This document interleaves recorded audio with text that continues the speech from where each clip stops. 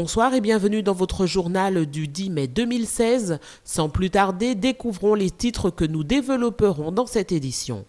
Les motards sont les premières victimes de l'insécurité routière. Des associations ont tenu à leur rendre hommage et à rappeler à chacun que la sécurité est affaire de tous. La collectivité territoriale de Martinique et le CIRAD ont signé un protocole d'accord pour améliorer et renforcer les filières agricoles en Martinique. Le Pôle emploi organisait aujourd'hui une matinée d'immersion au cœur de leur nouvelle agence au quartier Beau Séjour de Trinité. La deuxième édition du Salon des mini-entreprises a tenu ses promesses. 24 équipes de jeunes martiniquais ont pu présenter leur projet entrepreneurial.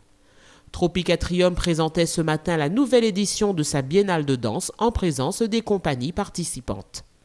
Le festival de jazz de Sainte-Lucie s'est terminé dimanche, bilan de ces jours de la fête des arts.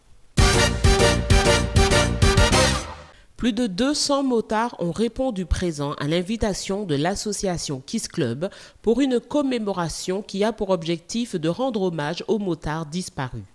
Pour cette 11e édition, les organisateurs ont reçu le soutien des politiques qui, à travers leurs discours, ont porté l'accent sur le nombre de motards tués pour ce premier trimestre sur nos routes. 11 personnes y ont déjà perdu la vie. C'est trop, soulignait le président Michel Ruperne. Le groupe Pomme Cannelle précédait le dépôt de gerbes au rond-point de Ducos, lieu symbolique où une minute de silence fut observée. La prestation du team Joanna Serra a su, à travers un gospel créole, transmettre une vibration positive à tous ceux qui ont perdu un proche. À travers leur discours, les personnalités présentes ont elles aussi émis le vœu que cesse l'hécatombe. La caravane, accompagnée par la gendarmerie nationale, s'est rendue dans les communes du François, du Lamentin et Casse-Pilote pour y déposer les 3 gerbes offertes par le Kiwanis Club Arc-en-Ciel. Une balade sur les routes du Grand Nord a ponctué la journée avant que tous ces motards se retrouvent au restaurant scolaire de Ducos pour partager le repas dominical. La collectivité territoriale de Martinique et le CIRAD, le Centre de coopération internationale en recherche agronomique pour le développement, ont signé ce matin un protocole d'accord dans le cadre d'une stratégie d'innovation, d'agriculture et de développement rural. L'objectif est de développer les filières de production locale, de conforter et de développer la production de bananes dessert ou encore de renforcer l'inscription de la Martinique dans l'espace régional caribéen. C'était tout à fait normal que l'on puisse se rencontrer pour innover. D'autant que nous avons beaucoup d'atouts à valoriser en Martinique. Diversifier, c'est un mot, diversifier toutes les cultures. Mettre en valeur les outils que nous avons déjà en place, à savoir le PAM pour l'agroalimentaire qui vient d'être breveté. Et faire en sorte que la recherche puisse continuer à ce niveau-là. Nos produits, jusqu'à présent, étaient mis un peu à l'écart, comme si ces produits n'avaient pas de valeur nutritive. Par conséquent, on les remet en selle. N'oubliez pas que le café, le cacao et d'autres produits martiniquais ont des qualités, j'allais dire, importantes pour nous. Donc, c'était la diversification. Mais deuxièmement, il ne faut pas oublier également que nous héritons d'un passé difficile, parce que nos sols ont été pollués. Mais est-ce qu'on va passer notre temps à faire le procès de tout le monde? Ce n'est pas dans ma nature de le faire. C'est faire en sorte que la recherche puisse améliorer les sols cultivables. Et cela passe par quoi? Cela passe par le bannissement, et le président du CIRAD l'a dit comme moi-même, des produits organochlorés. L'accord cadre que nous venons de signer, c'est d'abord une première pour le CIRAD. Nous coopérons depuis longtemps, mais nous n'avions pas d'accord cadre de ce type-là.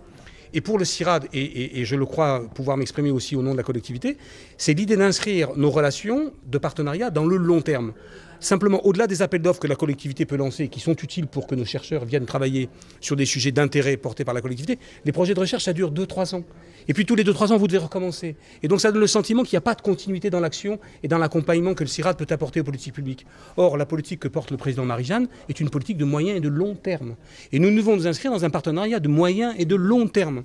Donc se voir tous les ans pour faire un point sur les actions que nous conduisons, pour faire un point sur ce qui a été fait, pour faire un point sur ce que sont les attentes de la collectivité, pour faire un point sur ce que le CIRAD peut apporter pour faire toutes ces choses-là, ça me semble être un mécanisme naturel qui permet de faire que le CIRAD apparaisse pour ce qu'il est, un accompagnateur de la collectivité dans sa volonté de développer une politique de moyen et long terme du développement économique fondée sur l'agriculture durable, adaptée au changement climatique qui arrive et qui est violent, et qui soit respectueuse de l'environnement. Ces enjeux sont considérables, ici en Martinique, ici dans les Antilles, partout dans le monde, et le CIRAD essaie modestement de contribuer à résoudre ces problèmes-là, qui sont nos problèmes de nos concitoyens. Des conventions particulières définiront les actions à venir et leur financement dans le cadre des programmes opérationnels. Aujourd'hui, au quartier Beau Séjour à Trinité, le Pôle emploi Martinique a mis en place une matinée diétage dans ses nouveaux locaux afin de permettre une immersion au cœur de l'agence.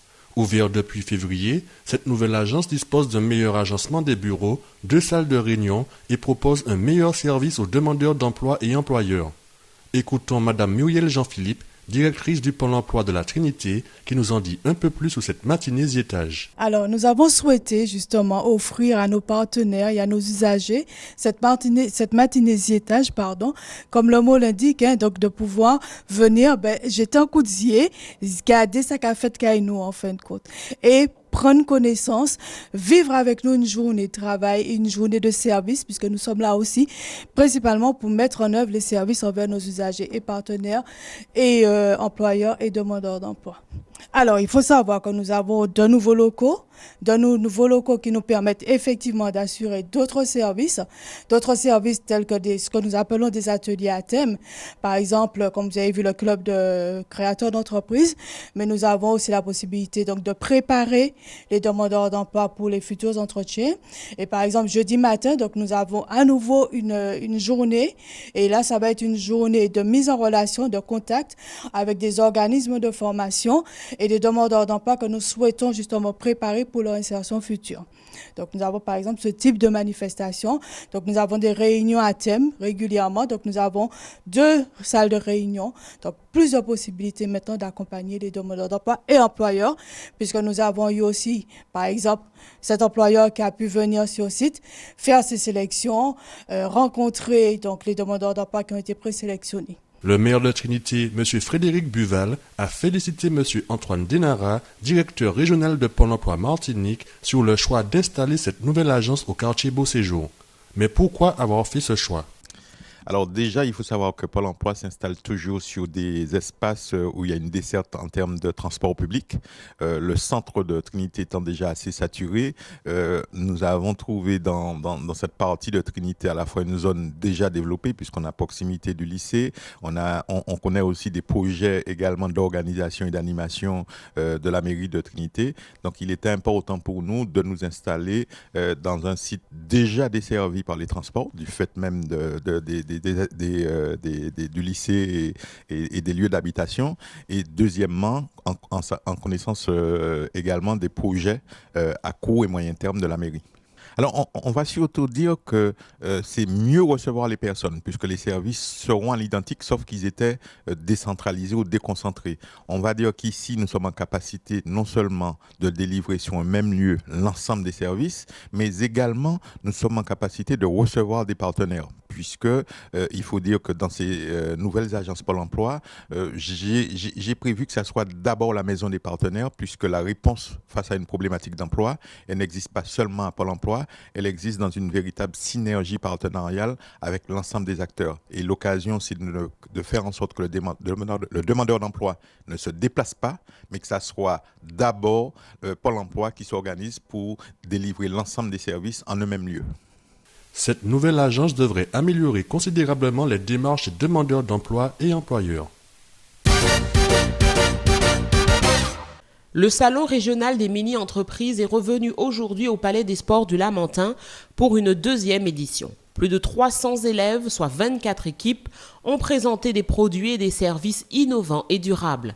Applications mobiles, chevalets en capsule, de café usagé, objets déco à partir de pneus, gâteaux au manioc. Ce salon a permis de mettre en lumière les projets originaux, viables, développés par les mini-entrepreneurs de l'année. Nous faisons des coques de téléphone avec un bouton SOS. Ce bouton SOS, nous avons eu l'idée car nous savons que nous sommes dans une zone sismique et que personne n'a son sifflet sur lui, alors que tout le monde a son portable. Donc on s'est dit pourquoi pas inventer une coque de téléphone qui produirait un son si fort que ça alerterait les secours et qui pourrait même nous sauver la vie. C'était pas facile au début. On a même songé à arrêter, mais au fur et à mesure, on a trouvé un moule. On a pu faire un moule en silicone dans lequel on coule de la résine qui ensuite on fait des trous pour pouvoir poser le bouton SOS et ça pile dessus. Tout le monde aime beaucoup notre produit, même s'ils voient quelques contraintes, mais la plupart des personnes sont adeptes. Nous sommes des élèves de 3e G du collège Roger Castandet. Donc notre entreprise, nous fabriquons des jardinières et des meubles d'intérieur à base de pneus usagés qui nous sont fournis par Pneus Cash. Nous fabriquons aussi des niches pour chiens, enfin du moins des paniers pour chiens, voilà, paniers pour chiens, des fauteuils à base de pneus. Donc tous les pneus que vous voyez ici ont été peints à la main. Donc c'est peint à la demande du client. Personnellement, j'ai trouvé que c'était une bonne aventure.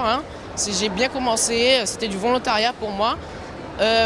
Au commencement, je me disais, bon, allez, on va faire plusieurs choses. Et puis après, il y a eu d'autres choses. Vu que je suis directeur financier, on a dû faire beaucoup de calculs. Et puis voilà, c'est une bonne expérience pour moi. L'année dernière, de nombreux élèves de collège et de lycée avaient participé à la première édition de ce salon. Le lycée Léopold Bissol s'était distingué au championnat national et au championnat européen. Bonne chance alors à la QV 2016. Ce mardi 10 mai s'est tenue une conférence de presse présentant la Biennale de danse de Martinique qui aura lieu du 11 au 21 mai 2016. Cette édition est dédiée à Ronan Hall, danseur chorégraphe afro-américain arrivé en Martinique en 1967. Qu'allez-vous découvrir à cette biennale? Pour le savoir, nous avons rencontré Hassan Kassi Kaouté, directeur du Tropique Atrium. Donc on aura des spectacles en salle ici, des spectacles sur l'esplanade, des spectacles en décentralisation et on aura du cinéma aussi, on aura des masterclass, on aura aussi des rencontres, des débats, des rencontres chez Josiane Antourelle, des rencontres chez Christiane Emmanuel et la programmation est basée sur ce que j'appelle des valeurs sûres et aussi encourager l'émergence. Là, vous allez avoir du fit ballet, au hip-hop, à la danse classique, au mélange. En fait, c'est une fête à la danse. C'est notre travail d'essayer de faire venir les meilleurs sur notre territoire. La distance fait que c'est difficile. Les territoires sont enclavés et c'est difficile au niveau des coûts parce que les coûts des transports sont tout de suite très élevés. Et après, le reste, on arrive. Même nous, on essaie de détendre, d'utiliser nos carnets d'adresses. C'est vrai, c'est l'amitié, c'est aussi le travail de toute une équipe, d'aller trouver les meilleurs, les convaincre de venir ici. Et puis aussi, comme je disais tantôt, avec l'aide de la CTM, de la DAC, qui nous aide financièrement aussi à relever ces défis-là.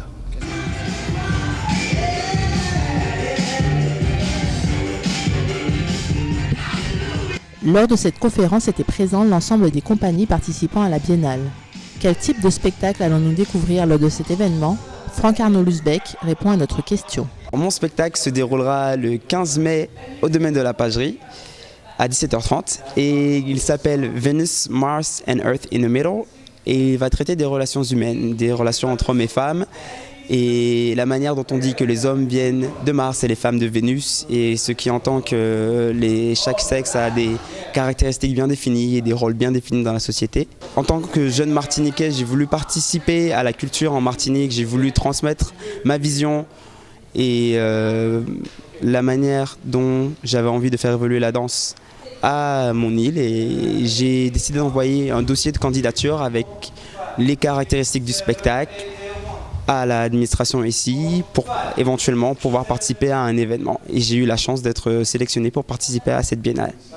Sortant de la séduction et rentrant dans l'univers de la résonance de la parole et du mouvement proposé par Marlène Myrtille, danseuse chorégraphe de la compagnie Caméléonite. Alors, la compagnie Caméléonite présente Impérissable Trajectoire Marine, qui est une création chorégraphique inspirée de Humus, de Fabienne Canor, avec pour interprète donc Mylène Wagram, qui est comédienne, et moi-même danseuse. Notre spectacle aura lieu le mercredi 18 mai à 20h. Il s'agit d'un portrait de femmes qui sont largement donc inspirées de cet ouvrage et qui montrent un petit peu de quoi on parle quand on ressent la résistance, l'émancipation, le sauvetage, l'envie d'être libre. Donc c'est une pièce qui est très très belle et qui mélange en tout cas le texte et la danse. C'est une création contemporaine avec une écriture.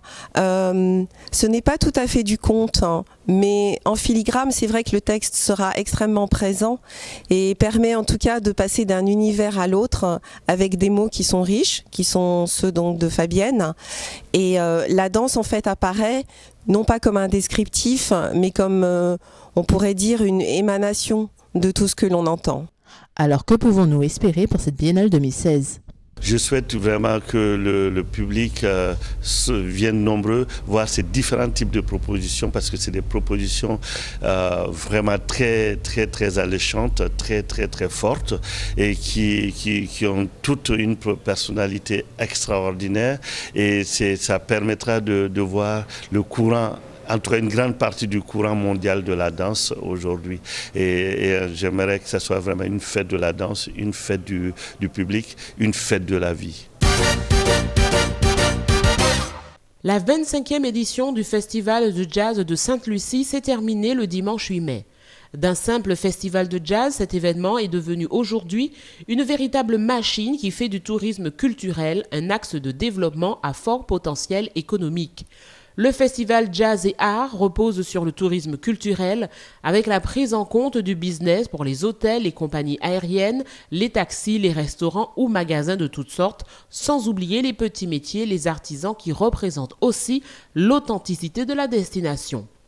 La programmation est ouverte à des artistes de variété internationale entre soul, funk, zouk, salsa et même world beat. Le jazz reste toujours présent, surtout sur le site de Pajon Island, où on dénombre un nombre croissant de festivaliers et de visiteurs. On se quitte avec quelques extraits de prestations scéniques.